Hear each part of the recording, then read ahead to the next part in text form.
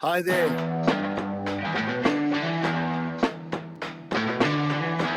This is Pooch, and this is Should Have Been a Starter.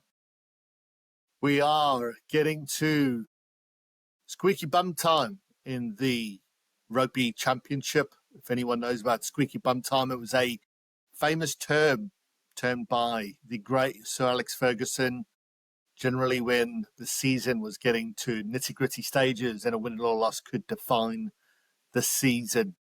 This is squeaky bum time, certainly in regards to both the Springboks and Los Pumas.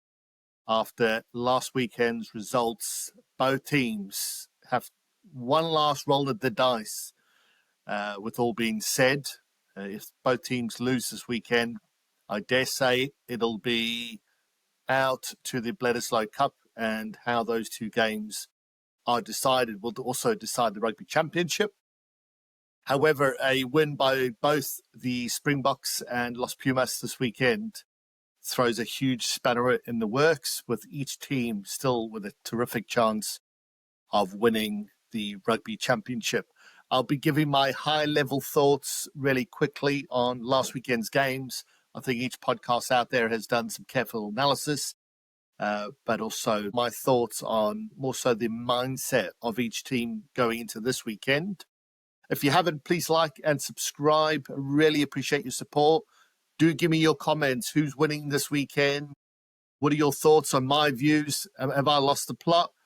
Or am I in line with your thought process, as it were? Right, in terms of the Springboks, I was there. There's the evidence. Was fortunate to catch up on the Friday with the terrific young Henrik Wessels over here, who obviously took on the amazing bit of feedback that I'd provided him, who really came on, impacted the game off the bench. But apparently my team talk via Sky Sports New Zealand, the media here, did not pay off, unfortunately. And it's quite interesting. Certainly the key point of which I mentioned on my previous podcast of where South Africa should target. If anything, I think it went in complete reverse, where my thoughts were certainly that South Africa would target both Finlay Christie and Preston coming off the bench, cut the back line off at the source. As long as they were able to see parity, I was actually more concerned about that powerful New Zealand forward pack. While I thought South Africa certainly coped in most areas, the breakdown, the inability for Grant Williams to get any form of quick platform ball, really for me was the key differentiator across the game. A number of mistakes, obviously, by South Africa throughout the game. As a Malcolm Marx diehard, I've said it once, I'll say it again, I think he's the best hooker that's ever played the game. I dare say, though, that despite his try and a valiant fight back by the Springboks, it was possibly one of his worst games in a green shirt.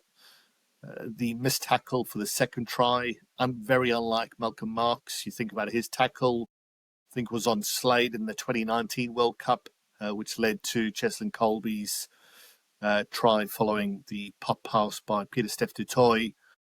Malcolm Marx is a man-made machine. Malcolm Marx is the most well-rounded hooker I think the world's ever seen.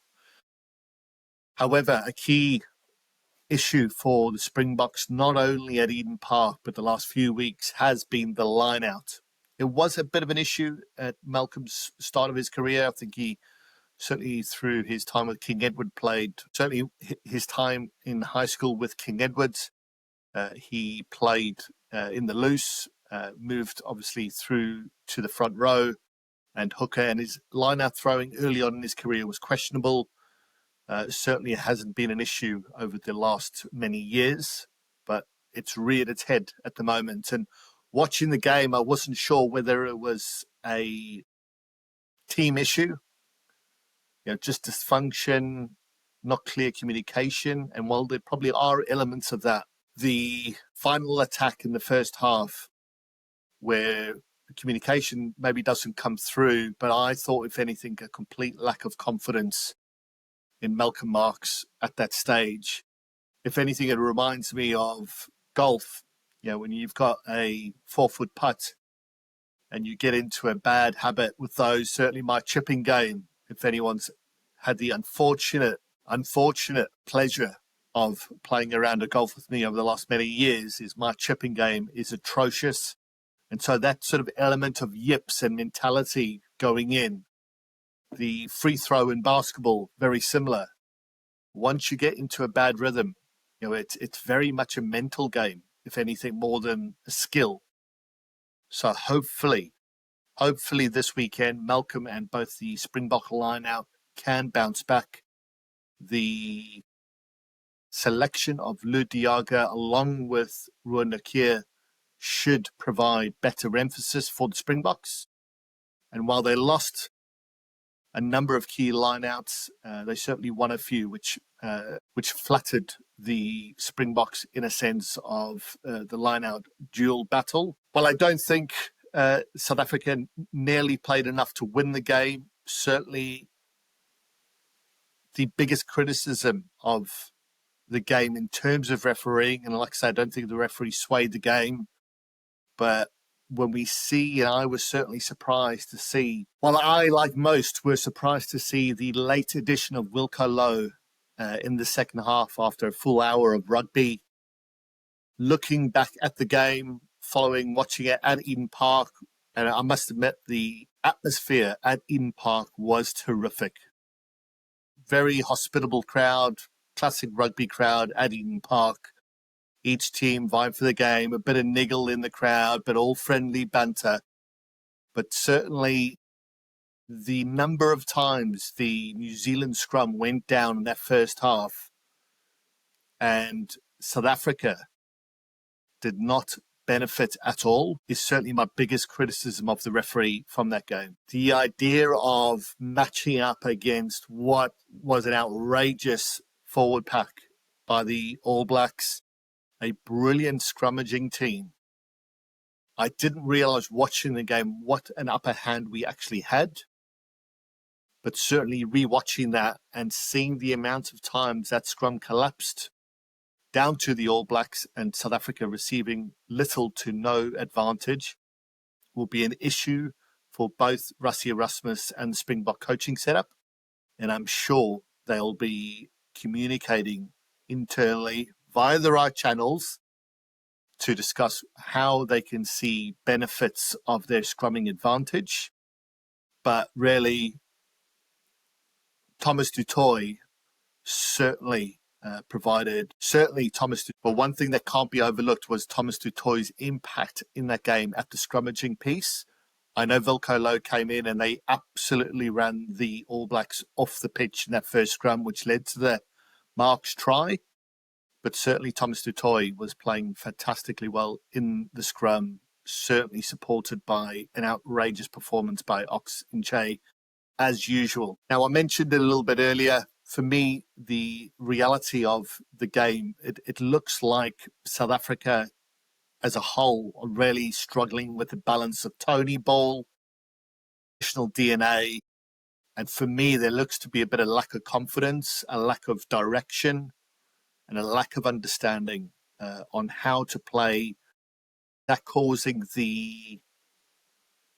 Is that causing the volume of mistakes, errors by having too many good cooks, as in quality coaches in the kitchen in the Springbok setup? Are they getting a clear direction? Because it looks like the players are confused. Now, each coach to a man is outstanding. I dare say South Africa have the best of the best on the planet. However, even previous to the Rugby Championship against Italy and Georgia and the like, there were strong signs of a team that was lacking a bit of identity or clear instruction. The centre combination of Dialande and Creel are certainly by no means connecting like they were in years gone by. albeit I thought Jesse Creel on defence this last weekend was terrific. The introduction of youth this weekend can often solve a lot of that. The naivety, the brash confidence of youth is often a way where a team may be lacking confidence, overthinking, and not clear, can be completely overturned by the exuberance of youth and almost the naivety of going full out and playing your natural game. That's my understanding of where Rassie and the Springboks are this weekend, selecting that team. Damien Willems, much rumoured to be playing at 12, is now playing there. Again, Caden Moody maybe having one or two tests at 13. He was terrific in defence himself, and probably all-round game last weekend. A really good bounce back following his performance in Cape Town. I do think overall the Springboks were anywhere between a 3 to 4 in the first half to maybe a 5 in that second half. And while I compliment their South African tenacity, never say die attitude to even get within 7 points, but the volume of mistakes, the inability to execute was extremely worrying. And I think the All Blacks were really a 7 out of 10. And that was the most heartbreaking piece about it, was flying to Auckland, seeing all the South Africans, hearing all the wonderful accents on the plane on the way there, seeing the green shirts across Auckland City on both Friday and Saturday. For South Africa to never really get into the game from my point of view. I never felt we were quite there, even as we fought back. And that should actually, if anything, I never really felt South Africa were in with a chance of winning the game, unfortunately. Sasha provided some real impetus coming on. I personally felt South Africa were never quite in the game down to the volume of mistakes they were making. And having New Zealand beat you, performing probably at a 7 out of 10, for me was the most upsetting part of the game. If you lose to New Zealand, especially at Eden Park, you want to lose to a 9.5 out of 10 performance. Just too good on the day. You can hold your hands up, compliment the opposition, of which I should still do, and say, too good on the day. I really felt South Africa lost to a good, not brilliant, performance by the All Blacks. Positives, though, taking that same perspective, is I certainly believe that if the South Africa can clean up that error count, we will give ourselves a lot better opportunity this weekend and snatching one at Wellington, where New Zealand do not have a good record and South Africa have performed very well there in recent years or in recent visits. Sasha, Feinberg and Komazulu, the world is watching. The stage is yours, mate. His impetus coming on, his execution, the take under the high ball, his intensity. And for me, this weekend, the stage is set for Sasha and Komazulu, Feinberg, to announce himself. I know he has already done, but certainly on the world stage, announce himself by playing a critical role in a Springbok win. His ability, his generational talent, coupled together with a already two-time winning World Cup champion in Damien Willems, and a man that's probably getting into his peak now with Caden Moody. These three gents, these three superstars need to express themselves this weekend. And if South Africa at the breakdown can clean up the ball for both, they can clean up the ball for both Kobus Reinach and Grant Williams, then South Africa will have a real chance. It's extremely hard to predict how this weekend will pan out. I could see a big score either way, but certainly seeing the Springboks and Rassie Erasmus announce early, that's what I've always liked. We are going to do what we're going to do. we're not going to react to what you're doing. And I just felt by waiting for the announcement of the All Black team last weekend, most teams do it, but the mantra of setting your stall out early and saying, this is us, this is who we are, this is how we're going to play. It's up to you to deal with that. That's what I like. And I really appreciate, that's what I've really liked about the Rassie Erasmus era of Springbok rugby, is announcing early. For me, it provides confidence in the players to say we are not going to be reactionary to who we're playing against. It is up to them to adapt to us. The Kiwis this weekend, again, are not so much scraping the barrel to be disrespectful to any man that puts on an All Black jersey, but certainly some inexperience at 9.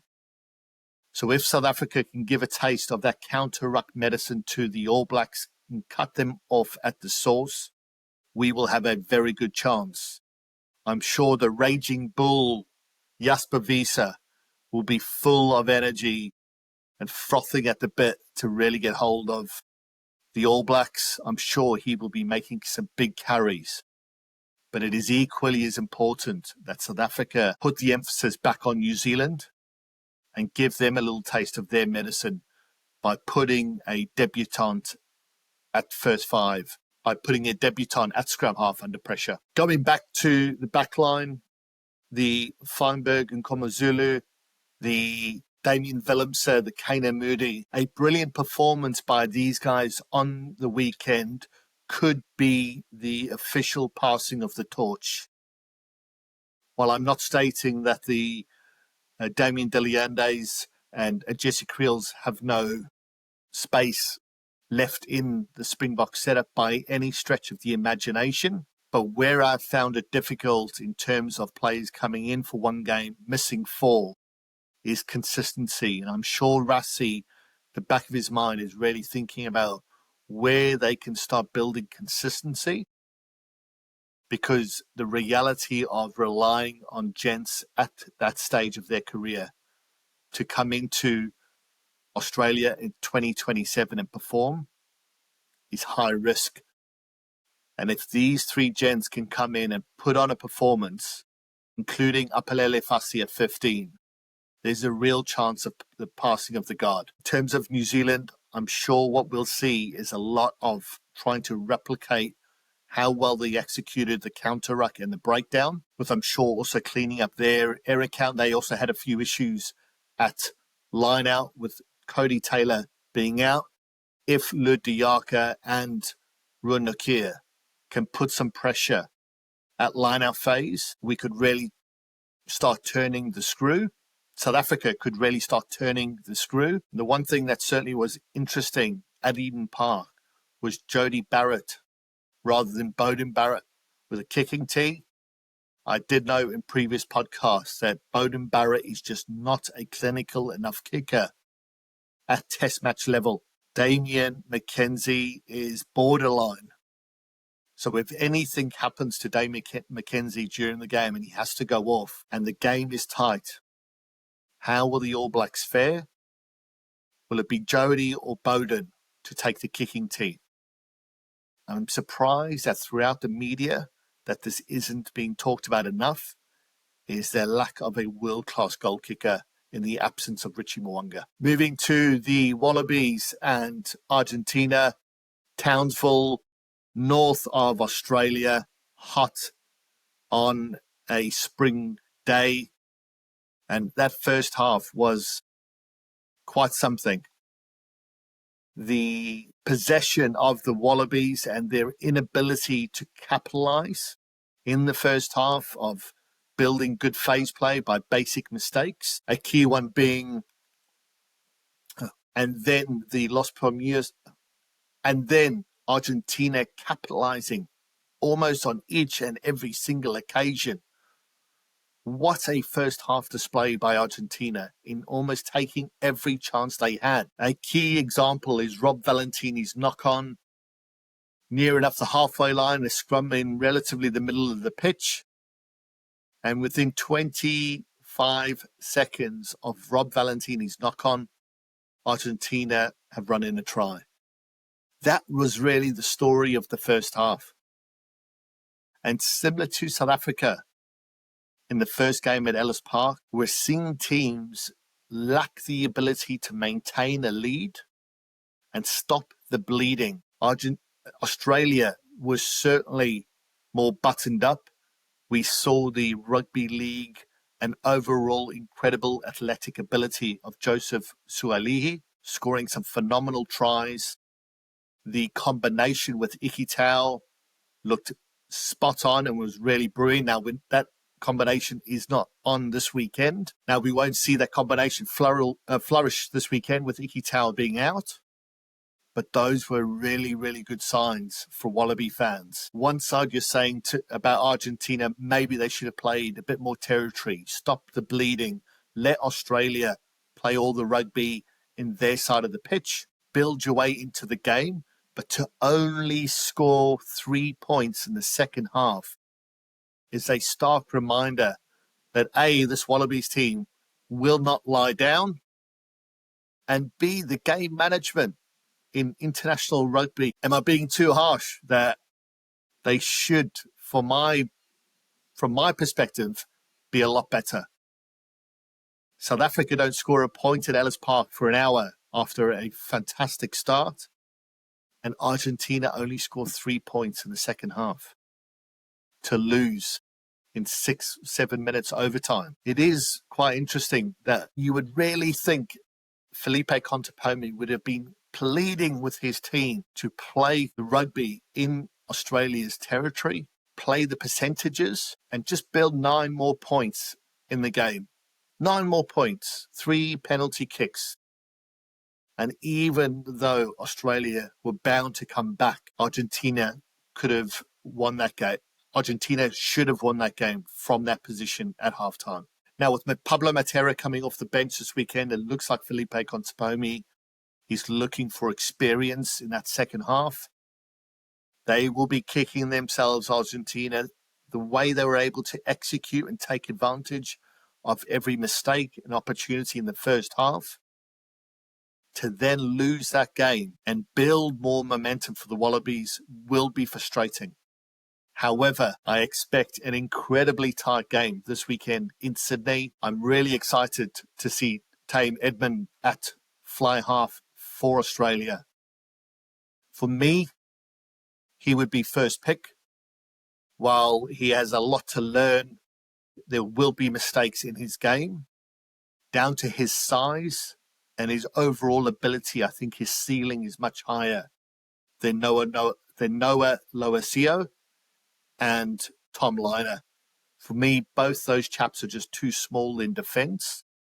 And the upside that Edmund would give you, not only in his size in defence, but his overall ability, for me, is the guy that Australia should really be doubling down on. I'll take more heart than head this weekend. I am unsure. I could see South Africa losing by 15, but equally the youth coming together to put on an outrageous performance and beat the Kiwis by 15. I've obviously got to go with heart, probably also from an objective rugby fan, hoping that both the Springboks and Argentina can get wins this weekend, which takes us into another weekend where all 4 teams still have a chance to win this year's Rugby Championship. What are your predictions? Is the Malcolm Marx analogy of a 4-foot putt and the yips and that confidence piece, is that where South Africa are going wrong in the line-out? Am I not giving the All Blacks enough credit? But certainly, like I say, at the breakdown, that's where the game was won and lost. Australia continued to build momentum, but I'm certain that Joe Schmidt would prefer that the team is going in at halftime with the scores in better position than relying on outrageous comebacks. And will Felipe Contepomi be able to rev up his team with Pablo Matera coming off the bench to finish stronger this weekend? Thanks for listening. Appreciate your likes and comments, and please do subscribe. Cheers. Bye-bye.